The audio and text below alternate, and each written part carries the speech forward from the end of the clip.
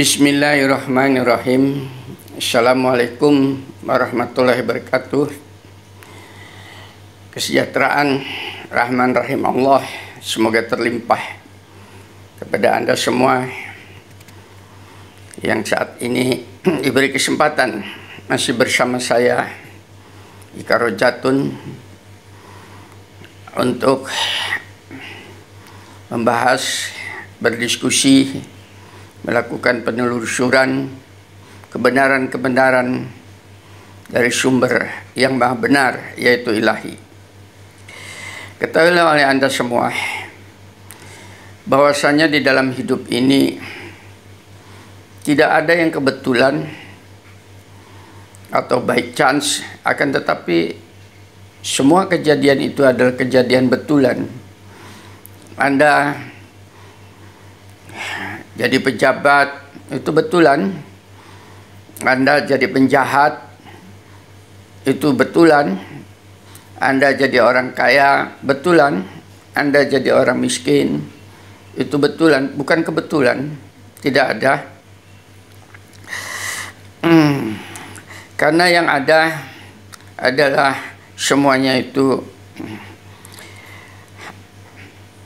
terjadi di atas takdir yang sudah ditentukan oleh pencipta yang betulan itu tadi.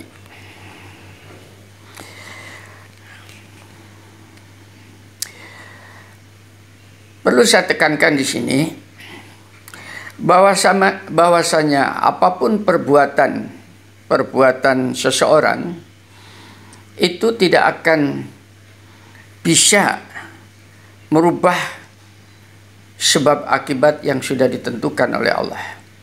Tidak ada.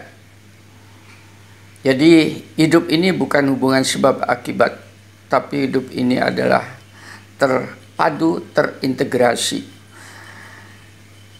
Kalau sebab akibat, kalau contohnya adalah misalnya kalau saya menabung, maka saya menjadi kaya.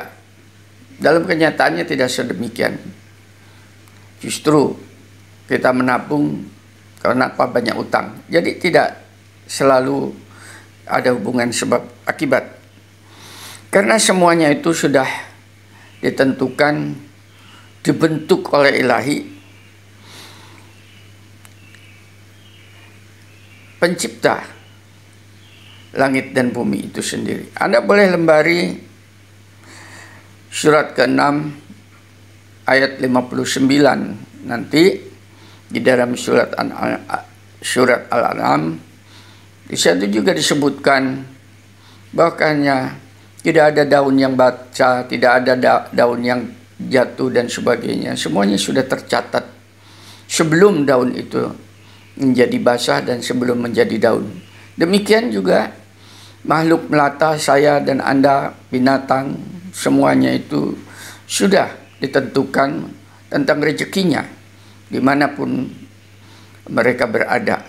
Jadi sudah tercipta sebelum dijadikan Anda dan saya. Sehingga dengan demikian kita tidak akan bisa lepas daripada takdir itu tadi. Itu so pasti. Demikian juga halnya dengan apa yang dinamakan kebaikan dan keburukan, sebagaimana tadi saya kemukakan di dalam mukadimah. Jika kebaikan keburukan, benar atau salah dan sebagainya itu ditentukan oleh diri kita sendiri, maka kita tidak akan pernah tahu apa yang baik, apa yang buruk, apa yang benar, apa yang salah. Karena kita ini adalah bagian daripada keburukan, kebenaran, kesalahan, kebaikan. Maka konsep itu atau hukum itu, takdir itu ditentukan oleh yang menciptakan diri kita sendiri. Karena kalau itu yang kita menentukan, kita tidak akan pernah tahu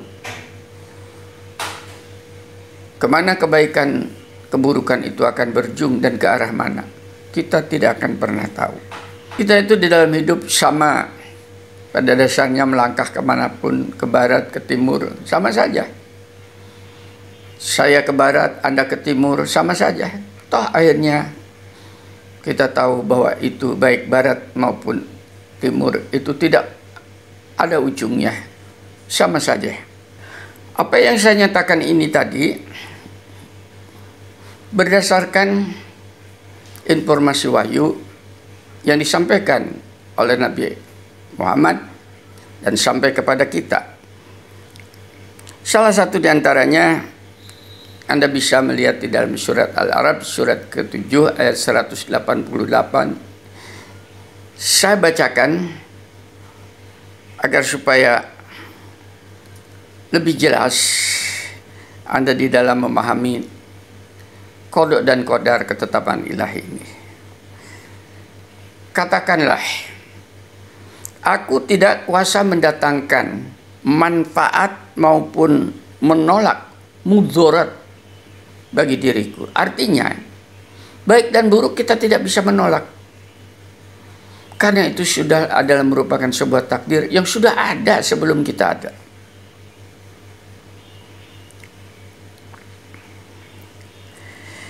Kecuali apa yang dikehendaki oleh Allah. Nah, kata-kata kecuali apa yang dikehendaki oleh Allah itu tadi, bahwa kodok dan kodar itu hanya Allah sendiri yang merubah, yang menentukan, bukan kita.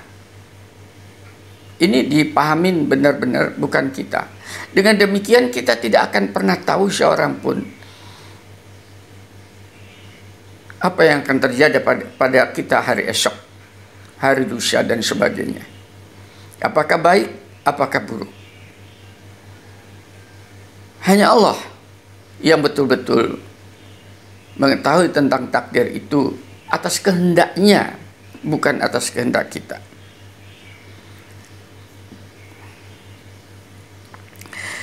Sekiranya aku mengetahui yang gaib, niscaya aku membuat kebajikan sebanyak-banyaknya dan tidak akan aku akan ditimpa bahaya. Artinya, tentang kebaikan pun kita tidak tahu. Seandainya tahu bahwa kebaikan itu adalah begitu indah, begitu menguntungkan kita, begitu menyelamatkan kita, begitu menenangkan kita dan sebagainya, maka Anda tidak akan bergeser untuk melakukan kebaikan yang Anda gandrungi itu tadi. Kita tidak akan pernah tahu tentang masalah itu.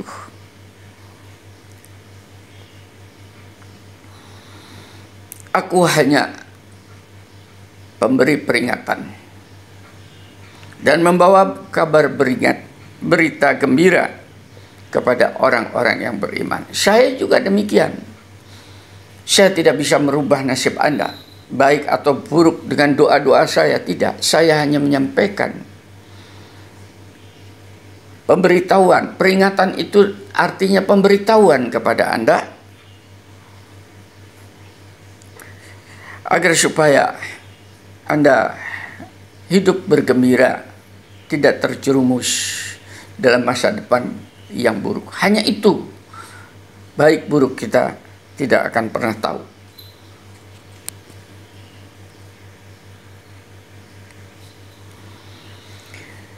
Yang kedua,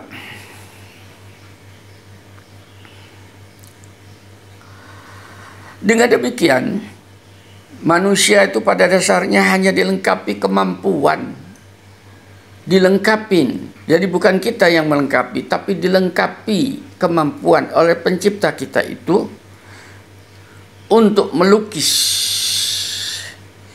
untuk membuat puisi,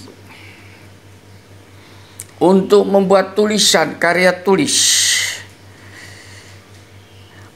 pada waktu yang kita lalui, pada waktu yang kita jalani, yaitu umur kita itu di atas kanvas waktu. Jadi waktu yang kita lalui itu tadi adalah kanvas yang harus kita isi, yang kita tulisi, kita buat puisi, kita tulisi, kita lukis, kita gambar, dan sebagainya itu secara bebas. Ini kata-kata bebas. Tidak ada hambatan. Tulis apa saja.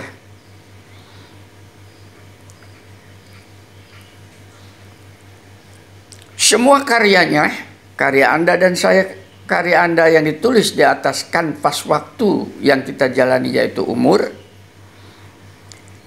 insya Allah nanti akan kita baca di atas panggung keabadian, yakni akhir daripada sandiwara kehidupan ini tadi, di akhirat. Hidup ini adalah sandiwara. Firman Allah mengatakan, sesungguhnya hidup di dunia ini adalah senda gurau, sandiwara belaka. Maka karena bersandiwara, kita tulis peran kita di atas panggung kehidupan ini tadi, agar supaya nanti di atas panggung kehidupan yang abadi kita pamerkan, kita tunjukkan. Panggung itulah, panggung keabadian itu yang akan menentukan kelayakan diri Anda, diri saya. Apakah kita layak akan hidup abadi bersama dengan kemuliaannya ilahi, ataukah kita hidup abadi dibuang dalam kehinaan? Al-Quran Bani Israel 19, silakan dilembarin sendiri. Jadi saatnya sekarang Anda membuat lukisan di atas kanvas usia Anda. Kita bermain sekarang panggung kehidupan sandiwara supaya kita bisa tampil di akhirat, bermain dengan cantik, dengan bermain dengan indah, dengan bermain dengan baik, supaya nanti di atas panggung keabadian itu yang akan nampak adalah peran kita sebagai seorang pemain sandiwara atau seorang sastrawan, seniman yang indah, yang mempunyai nilai, yang layak untuk bersanding dengan sang penilai itu sendiri, yaitu Allah. Yang ketiga,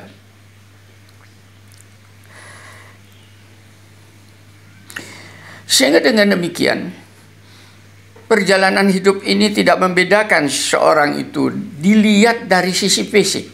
Saya katakan dilihat dari sisi fisik keberadaan, jangan dilihat dari situ. Serba benda kasat mata, jangan dilihat dengan penglihatan yang kasat mata semata. Dalam perjalanan hidup, dalam dikala kita melukis kanvas kehidupan ini, tidak ada bedanya kalau dilihat dari sisi ini antara si kaya dan si miskin. Tidak ada bedanya, karena itu hanya fisik. Tidak ada bedanya antara orang yang sakit-sakitan atau si sakit dan orang yang sehat. Tidak ada bedanya orang yang berkedudukan dan orang yang tidak memiliki kedudukan, atau rakyat hamba sahaya, rakyat jelata. Tidak ada bedanya antara jauh dekat. Tidak ada bedanya antara rupawan dan dengan buruk rupa, si buruk rupa. Tidak ada bedanya. Tidak ada bedanya orang yang selalu berduka dan orang yang selalu bahagia, dan seterusnya dan seterusnya. Karena semuanya itu berjalan di atas takdir yang sudah dilukisnya oleh ilahi itu sendiri sebelum kita hadir di atas pentas panggung sandiwara kehidupan. Ini Anda boleh melembari di dalam surat ke-36 ayat ke-36, surat 43 ayat 12. Kata Allah di situ semuanya sudah terlukis. Tidak ada daun yang jatuh kecuali semuanya sudah ada takdir ilahi itu tadi. Jadi manakala Anda itu sakit, Anda jangan terjebak oleh sakitnya itu. Karena ada pasangannya, pasangan-pasangan yang disebut di dalam Quran, semuanya berpasangan. Aku ciptakan, ada siang, ada malam, ada sakit, ada sehat, ada buruk, ada rupawan, ada buruk rupa, dan itu merupakan sebuah irama, warna, bentuk kehidupan dunia yang mengena siapa saja. Oleh karena itu, apabila Anda berada di dalam satu sisi daripada pasangan itu, Anda melihat sisi yang lain.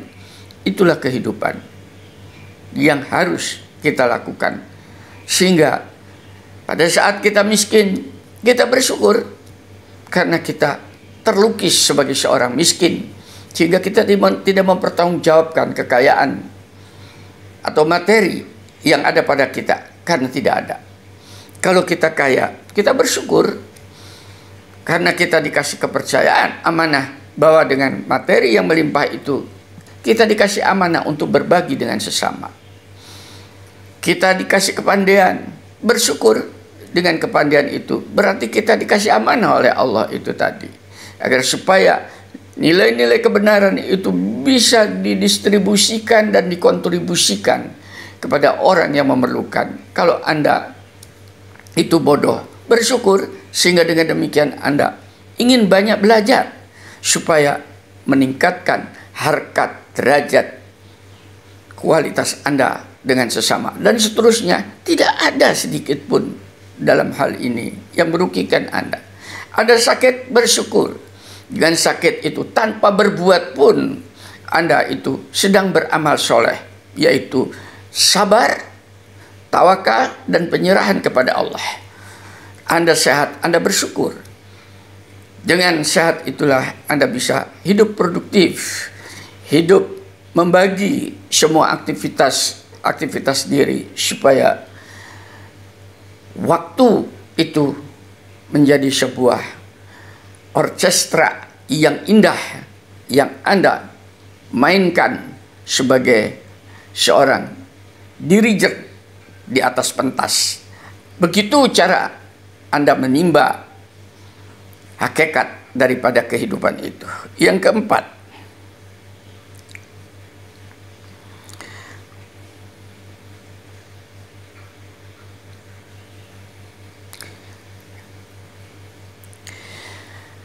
kita dikasih kekuasaan oleh Allah, Anda dan saya, agar supaya kemampuan yang diberikan itu juga oleh pencipta kita itu untuk dicurahkan, untuk kita bisa mencurahkan isi hati dan isi pikiran kita itu sebagai anugerah dalam menggoreskan tangan-tangan, langkah-langkah kaki untuk berbuat di atas kanvas waktu tersebut di atas, yaitu usia Anda, dengan cat warna yang tidak akan pernah hilang, yang akan menjadi saksi sebagai ukiran Anda. Dan selalu dari waktu ke waktu kita meningkatkan kualitas daripada lukisan atau puisi kita itu, atau prosa kita. Itu yang dinamakan kecerdasan dan pendewasaan diri. Kita selalu long life education ini namanya. Terus berjalan, tidak akan pernah selesai, sambil selalu kita memohon bimbingannya kepada Ilahi, agar supaya apa yang kita lakukan itu diperbaiki, ditingkatkan, disempurnakan oleh Ilahi.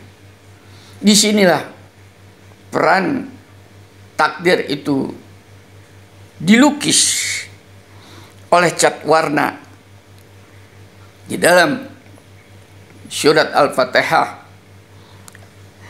ayat kelima, ketujuh. Iyyaka na'budu, kepadamu dan kau menjadi saksi pada saat ini aku sedang melukis, sedang membuat puisi, sedang membuat prosa, sedang membuat karya tulis.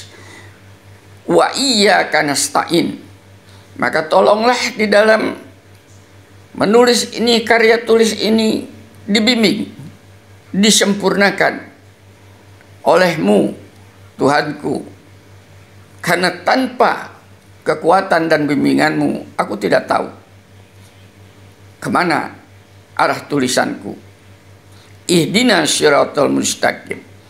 Dan tetaplah Tuhanku, aku sabar istiqomah untuk menerima bimbinganmu, sekalipun bagi diriku keras dalam menghadapi bimbingannya itu, agar supaya syiratal ladina an'amta alaihim, agar supaya aku bisa mengikuti jejak-jejak pendahulu diriku yang telah engkau bimbing, para nabi, para sidikin, para solihin, para mujahid. Mudah-mudahan aku termasuk kelompok orang-orang yang disebutkan di dalam firman-Mu itu. Itu namanya pembimbing. Sehingga dengan demikian Allah itu tidak berjarak, karena selalu membimbing langkah-langkah kita.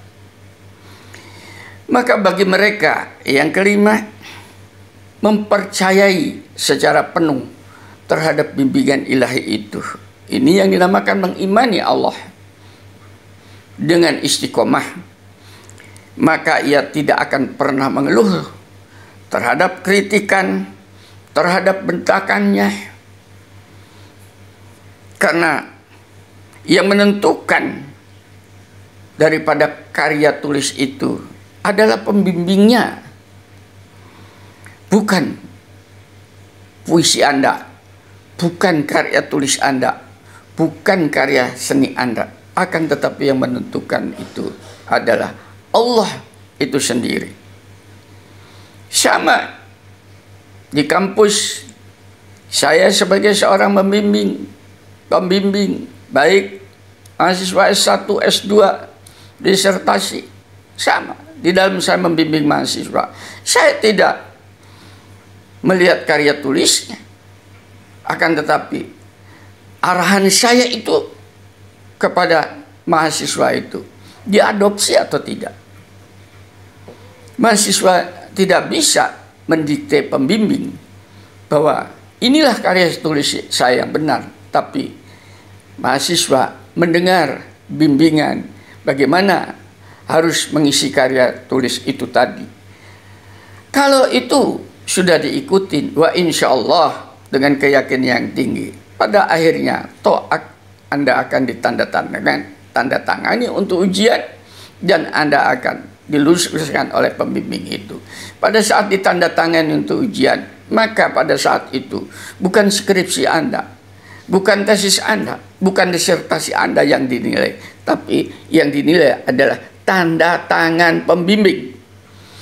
Kalau ini direfleksikan kepada kehidupan tadi di dunia kanvas itu, pada dasarnya yang dinilai bukan amal-amal Anda sehingga Anda menuntut untuk mendapatkan pahala, bukan apa yang dinamakan kesalahan-kesalahan Anda sehingga dengan demikian Anda merasa takut kepada ilahi. Tidak, karena yang dinilai adalah tanda tangannya, ridho atau tidak, diperkenankan atau tidak karya tulis itu untuk diterima kelayakannya. Ini disampaikan di dalam Quran surat ke-87 ayat 8, 92 ayat 7, 29, 69. Saya ambil contohnya. Di situ disebutkan oleh Allah, dan kami akan memudahkan bagimu ke jalan kemudahan. Wa nuyasiru kalil yusra. Aku kasih kemudahan. Aku tanda tanganin semuanya itu. Maka dari itu, fadzakir inna fa'ati zikra. Oleh sebab itu berikanlah pengetahuan, pengertian. Karena pengertian dalam bimbingan itu tadi sangat bermanfaat untuk yang bersangkutan itu tadi. Dan orang-orang yang mengingkari, tidak mau mengikuti bimbingannya itu, dia akan menjauh.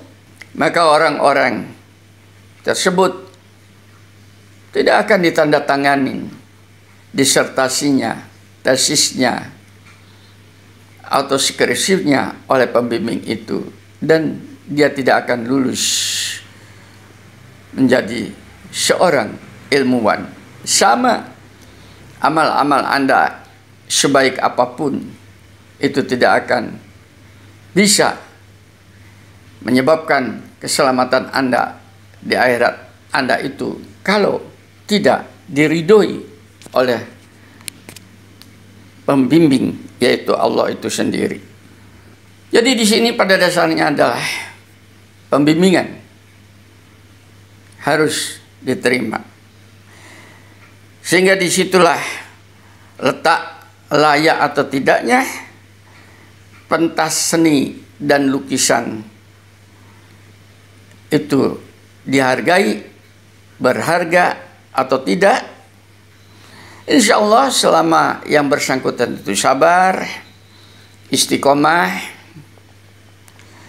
serta mau bersyukur bahwasanya ada pembimbing di dalam hidup ini, maka pada hakikatnya bukan pentas seninya yang atau karya seninya, karya tulisnya di atas kanvas kehidupan itu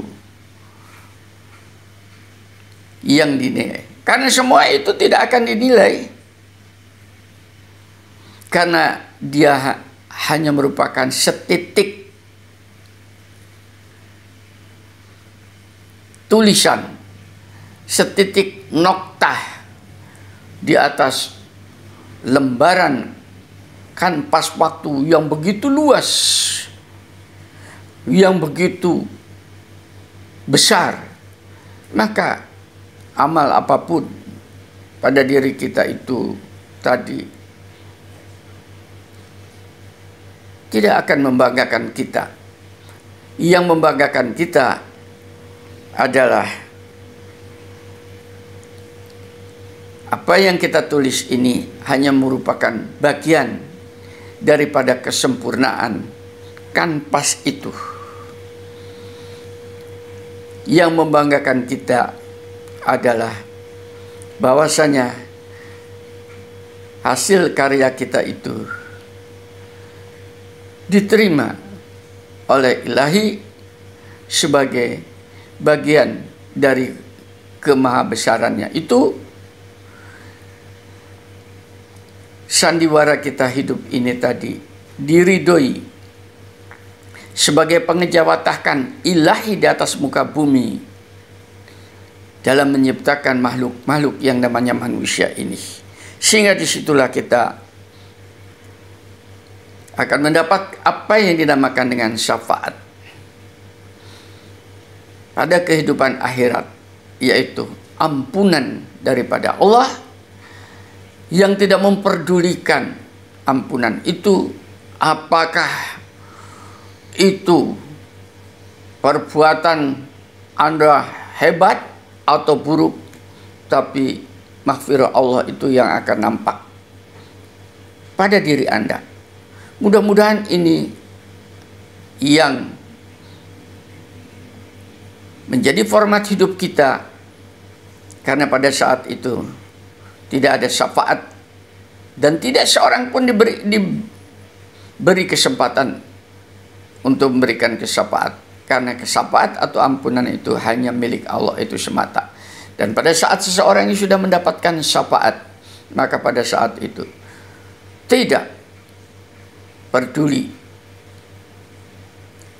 perbuatan Anda itu apapun juga, karena yang nampak adalah kemahabesaran syafaat Allah.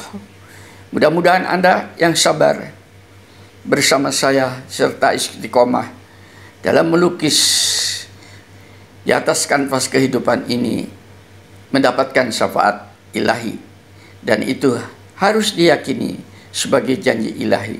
Wa insyaallah alhamdulillahirabbil alamin. Assalamualaikum warahmatullahi wabarakatuh.